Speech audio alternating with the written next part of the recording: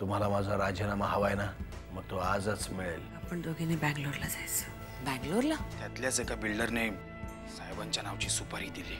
दादा, मुळात मुख्यमंत्र्यांविरुद्ध तू जो काही प्रयत्न केलास तो जरी फसला असला तरी चुकीचा नव्हता. वाकनीस काका,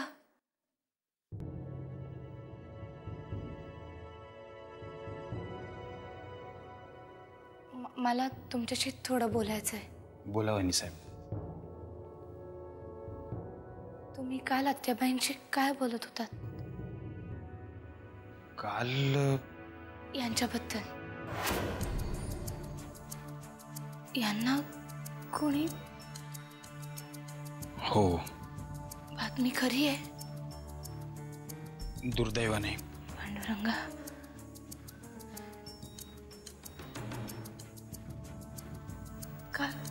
काय करायचं आता आपण? तुम्ही काळजी करू नका, मी आहे. वाकनीस काका, काका वाटेल ते करावं लागलं तरी चालेल, पण यांना काही नाही झालं पाहिजे. वहिनी साहेब, माझ्यावर विश्वास आहे ना तुमचा? जगातल्या कोणाहीपेक्षा माझा तुमच्यावर जास्त विश्वास आहे, म्हणून तर तुमच्याशी बोलतेय ना. तुम्ही साहेबांची काळजी माझ्यावर सोडा. वेळ प्रसंगी त्यांच्यावर सुटलेली गोळी माझ्या छातीवर घेईन मी, पण साहेबांना काही होऊ देणार नाही. येतो मी.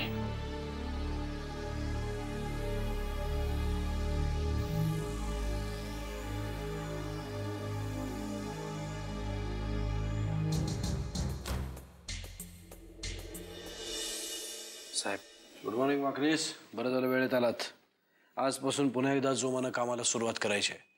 मला आज खूपच फ्रेश वाटतंय. साहेब, तुम्हाला असं फ्रेश पाहून मला खूप बरं वाटलं. जे प्रसंग येतील त्याला सामोरं जायचं असं ठरवलंय आता मी. हो, पण साहेब राजीनाम्याचं काय? पत्र लिहून ठेवलंय, नंतर मेल करेन. पण वाकनीस, आता आपण पुढचा विचार करायला हवा. मी आज मंत्रिपदाचाच नाही तर आमदारकीचा सुद्धा राजीनामा देणार आहे. दादा, लय वाईट झालं रे बाबा, लय वाईट झालं बघ. काय काळजी करू नको, हे परशु तुझ्या पाठीमागं उभा आहे बघ. आता पहिलं काम करायचं, या पक्षाला मारायचे लाथ आणि विरोधी पक्षामध्ये जायचे. तिकडे कसं पैसे लय खायला मिळतात. काय वाकनीस? परशु, तू निघ आता इथून. मला वाकनीसांशी जरा महत्वाचं बोलायचं आहे. बोला की, मी काय परकाय वे? परशु, या प्रकरणातून बाकी काही नाही, पण कोणासमोर काय बोलायचं एवढं मात्र नक्कीच शिकलोय मी. त्यामुळे निघतो. अरे दादा, ही वेळ आहे खांद्याला खांदा लावून लढण्याची.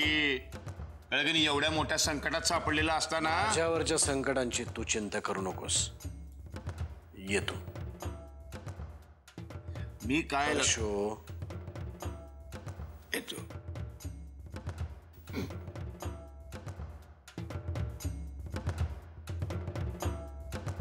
वाकनीस,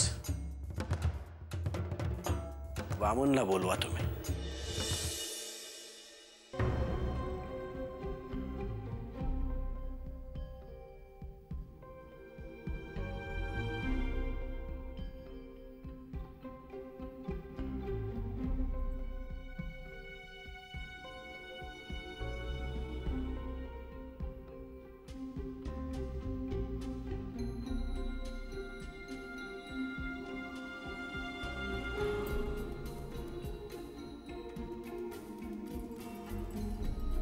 सुगंधा किल्लेदार आयटे बुवा. कशा दिसताय बघा. तेज आलंय जणू चेहऱ्यावर.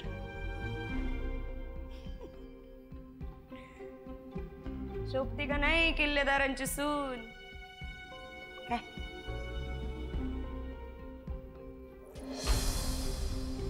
पांडू दादा, जरा बदामाची खीर आणून द्या बघू मला. अगं ए अहिल्याबाई, पाय दुखतायत माझे, चेपून देशील का नाही? आधी माझे पाय चेप पण मग जाऊन झोप जा.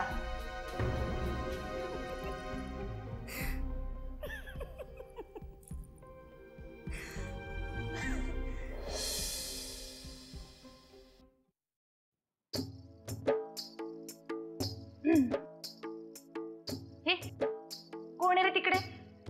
जा आणि मालकीणबाईंसाठी झुणका भाकर घेऊन ये जा. अगं येडे, मालकीणबाई कधी झुणका भाकर खातात का? मग परत.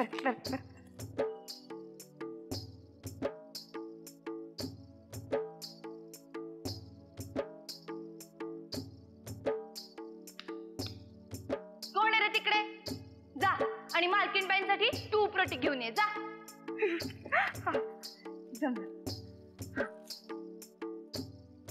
आणि तू जा आणि गण्यासाठी लाडू चिवडा जे जे काही मिळेल ते आण. त्याला खूप आवडतं.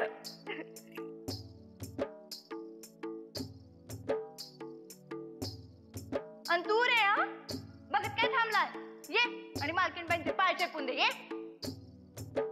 काय नाही? कमरेच्या चाव्या दिसत नाही का तुला? दिसत नाही तरी पण नाही. चल मग नाही का दोन.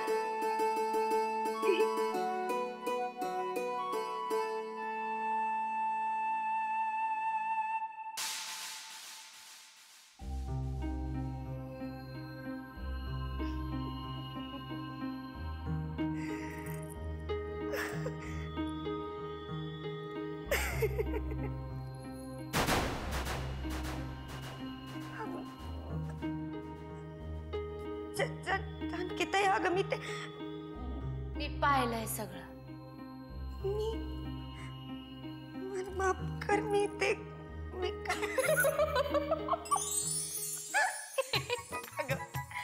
काय तुझ्या रागवलं नाही काही. उलट तुला पाहून मला माझीच आठवण झाली. म्हणजे जेव्हा मी जानकी किल्लेदार नव्हते ना, म्हणजे नुसती जानकी होते ना, तेव्हा किल्लेदारांच्या वाड्यावर गेले होते. मलाच त्या किल्ल्या सापडल्या होत्या आणि कमरेला लावून मी काय बोलले होते, काय मिरवले होते. लय मजा आली होती तेव्हा. लय मजा आली होती. गेले पण ते दिवस.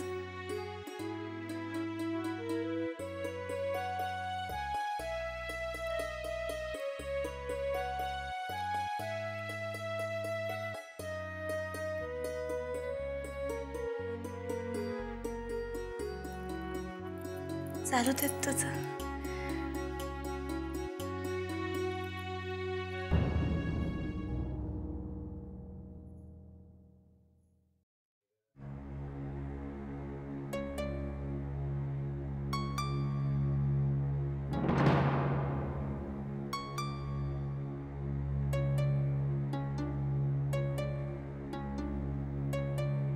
जानकी किल्लेदार, लवकरच मी पण किल्लेदारांची सून होणार आहे, तुमच्यासारखी. सुगंधा किल्लेदार. मग बघा अशा आईटीत मिरवते माझ्या कमरेला किल्ल्या. साहेब, ज्या 10 आमदारांच्या जीवावर आपण हा डाव खेळतोय ते नक्की आपल्या बाजूने आहेत ना? वाकनीस, काल रात्रभर मी झोपलो नाही. वामनच्या बोलण्यात जेव्हापासून हा विषय आलाय तेव्हापासून मी यावर विचार करतोय.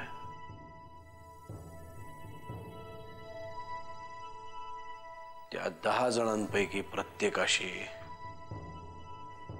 मी फोनवर बोललोय. साहेब, कधी कधी माणसं आपले शब्द फिरवतात. वाकनीस, जरा टीव्ही लावून बघा. त्या 10 आमदारांचे राजीनामे पक्ष कार्यालयात कधीच पोहोचलेत. हलकल्लोळ माजलाय सगळीकडे. मुख्यमंत्र्यांची सुद्धा ततपप झाली. आता ते 10 आमदार आणि मी असे 11 सारी पाठच मांडतो महाराष्ट्राच्या मतदारांसमोर. साहेब, त्याचीच मला भीती वाटते. कारण काय, आपली इतकी बदनामी झाली आहे की त्याची मतदारांकडनं प्रतिक्रिया विचित्र यायला नको आहे. कारण खरोखरच आपली प्रतिमा थोडी. नाही, पण तरी आता आक्रमकपणे एखादाही निर्णय घेतला तर तो अवसानगतकीपणा ठरू शकतो. आणि प्रतिमा मलिन झाल्याचं म्हणत असाल ना वाकनीस, तर एखादी चांगली गोष्ट सतत करत राहिलं ना प्रतिमा सुधारू शकतेच की. होय, असं झालं तर मग यापेक्षा चांगली गोष्ट दुसरी कुठलीच असू शकत नाही. वाकनीस आता फक्त चांगल्याच गोष्टी करायच्या.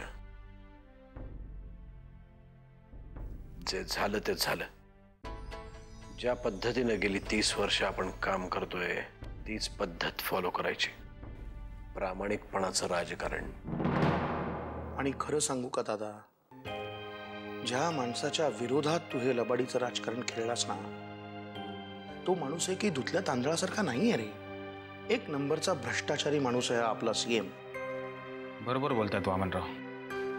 फक्त त्या माणसाचा भ्रष्टाचार उघडकीस आणण्यासाठी आपण चुकीचा मार्ग निवडला. आणि ह्या सगळ्या प्रकरणात दुसरी एक गोष्ट मात्र खूप चांगली घडली आहे. जानकीचा टीव्हीवरचा इंटरव्ह्यू.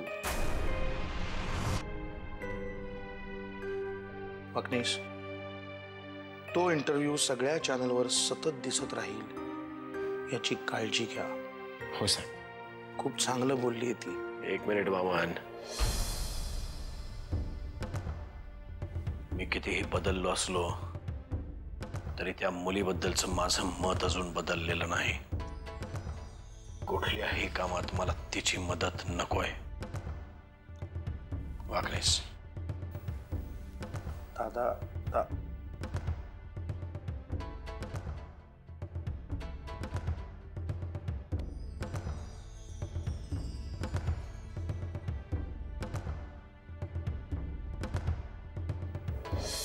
राधिका आता या घरातनं गेलीये.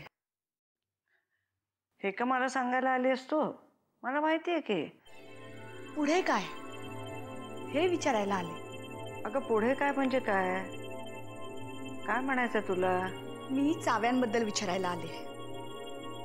राधिका जाताना चाव्या ठेवून गेली, पण कोणाकडे? तिने चाव्या माझ्याकडे तरी दिल्या नाही. त्यामुळे आता चाव्यांबद्दल काहीतरी ठरवलं पाहिजे. पण चाव्या माझ्याकडे आहेत. त्यांच्याकडे पाहू नका.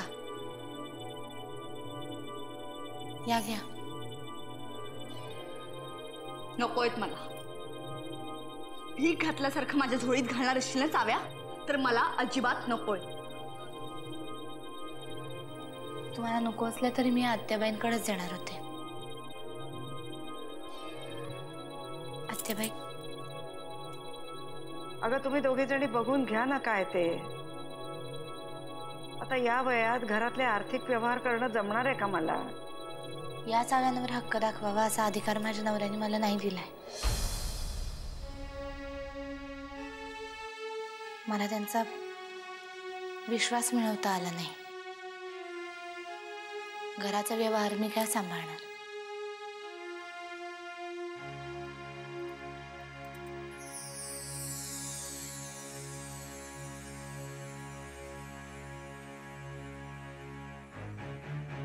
पाहिल्या घे त्या चाव्या.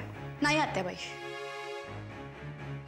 कोणाला तरी त्या चाव्या नकोय म्हणून मला देत असाल ना, तर मला नकोय. तसं काही नाही आहे ग बाई.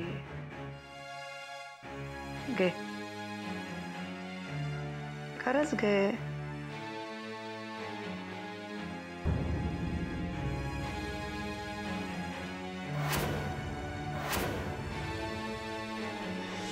नरसिंह किल्लेदारांनी स्वतःच्या 10 समर्थकांसह सत्ताधारी पक्षाचा राजीनामा दिलाय. सध्या हे राजीनामा नाट्य चांगलंच गाजते, कारण मुळातच डगमगणाऱ्या सरकारला हा जबरदस्त धक्का आहे. त्याबद्दल आपण सविस्तरपणे नरसिंह किल्लेदारांशीच बोलूया. एखाद्याला लाज वाटलीस ती मी याला असतो तो लाज येणं, पण याचं आपलं चालूच आहे. मला माझ्या जनतेनं विचारलेल्या कुठल्याही प्रश्नाला उत्तर द्यायला मी बांधील आहे. तुम्ही केलेल्या बंडखोरीचं तुम्ही समर्थन करताय का? मुळात बंडखोरीचं समर्थन कधीच होऊ शकत नाही. बंडखोरी ही राजकारणाला लागलेली एक कीड आहे. मी जी केली ती बंडखोरी निश्चितच नाही. ती फक्त एक उत्स्फूर्त प्रतिक्रिया होती पक्षानं माझ्यावर केलेल्या अन्यायाची. राजकारणात ज्याला योग्य वेळी योग्य उत्तर देता येतं तो भविष्याला बोटावर नाचवू शकतो. जे नरसिंह करतोय. तुम्हाला वाटतं जनता तुम्हाला स्वीकारेल? त्याच जनतेनं मला निवडून दिलंय, त्यामुळे माझ्यावर अविश्वास म्हणजे माझ्या जनतेवर अविश्वास. आणि म्हणूनच हा राजीनामा मी नाही, माझ्या जनतेनं दिलेला आहे. मला नाही वाटत लोक त्याला मतदान करतील. तुला काय वाटतं? बघू, पण मजा येईल.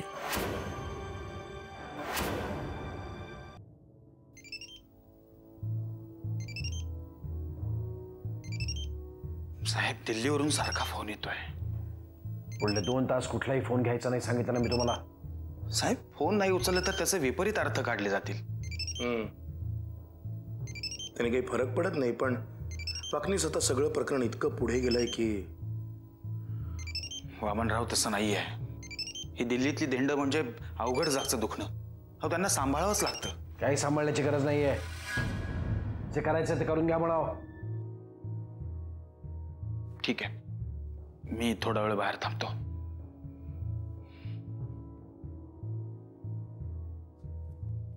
वामन, तुला काय वाटतं? हा फोन मी घ्यायला हवा होता? खरं तर हो. म्हणजे त्यांनी फारसा फरक पडत नाही.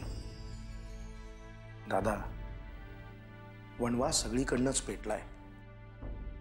आता आपलं शेत जळेल म्हणून काय घाबरायचं? हा, होऊ दे ना, काय व्हायचं ते होऊ दे.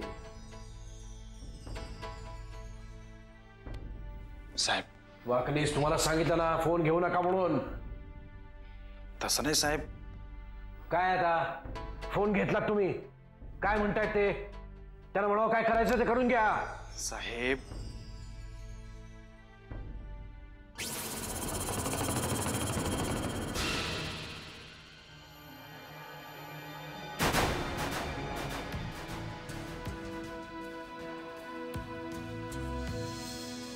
आई नवसाई दरवर्षी नवरात्रात तुझ्या दर्शनाला रमावतीला येते. यावर्षी नाही येता आलं. तुम्ही मला आधी का नाही बोललात? आपण गेलो असतो ना. अजून पण वेळ नाही गेली. तयार व्हा तुम्ही, आपण जाऊन येऊया. हे ग, मी कुठली निघते आता? हवं तर तू जा. अगं, हवं तर कशाला, तू जाच. देवीला नमस्कार करून ये.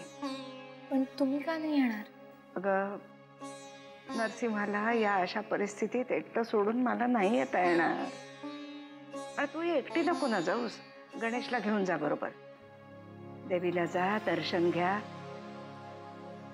आणि सांगा तिला म्हातारीचा पाय अडकलाय लेकरांच्या मध्ये म्हणून नाही येऊ शकली. चालेल, मी गण्याला घेऊन जाते. बघते त्याला कुठे येतो. ताई, गण्या, आपल्याला रमावतीला जायचंय. नवसाईचं दर्शन घ्यायला. चल, आवर तयार हो. आवरतो, पण बाहेर अमृताताई आलीये. अमृता आलीये? अगं, मग तिला भेटूनच जा. नाही, पण ती आतमध्ये भाऊजींबरोबर बोलतेय. बर, आवरतो.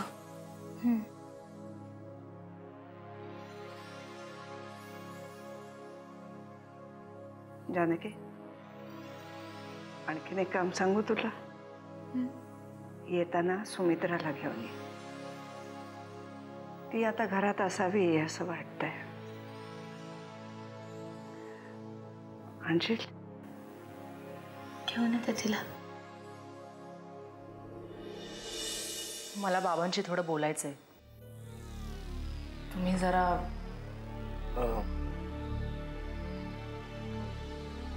ओके, बोल. वाकणीस,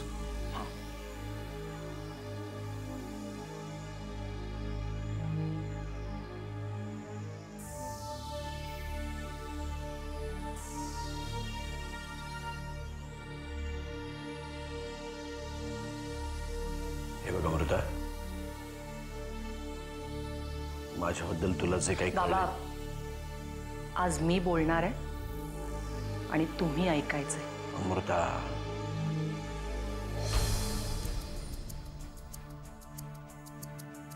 माझ्याबद्दल तुझ्या मनात कोणीतरी विष घालवलंय. तुझं माझ्याबद्दलचे मत झालंय. बाबा, मला कोणाबद्दलही काहीही गैरसमज झालेला नाहीये. मुळात मला तुमच्याबद्दल बोलायचंच नाहीये.